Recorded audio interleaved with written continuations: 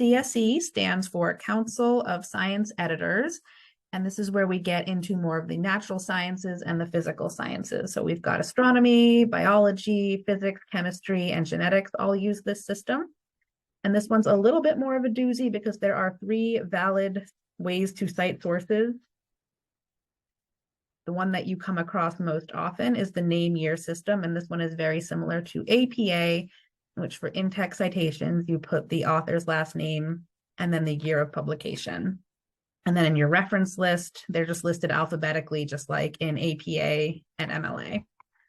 Another one that they have is the citation sequence system. And each source cited in the paper is given a number the first time you use it. And the little number is up here, teeny tiny, as a superscript. And then anytime it's referred to again, it gets the same number. And then your reference list goes in numerical order rather than alphabetical order. And then the last one is the citation name system. And in this one, you do your reference list first in alphabetical order. And then once it's all alphabetized, each source then gets a number. So letter A would be, 1 and so on down the line. And then you go back into your paper and assign those numbers to the sources as in-text citations with a little itty bitty superscript.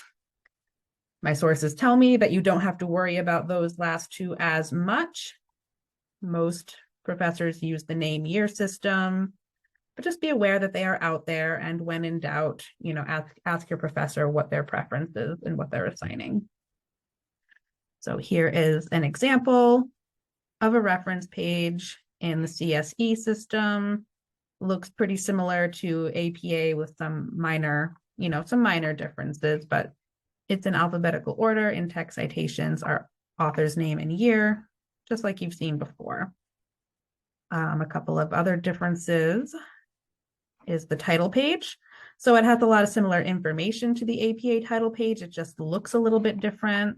You have your title and your name about a third of the way down the page. And then towards the bottom of the page is where you put your course name, instructor name, and the date. So that is what a CSE cover page looks like. As far as everything else, they do use an abstract and they do use headings.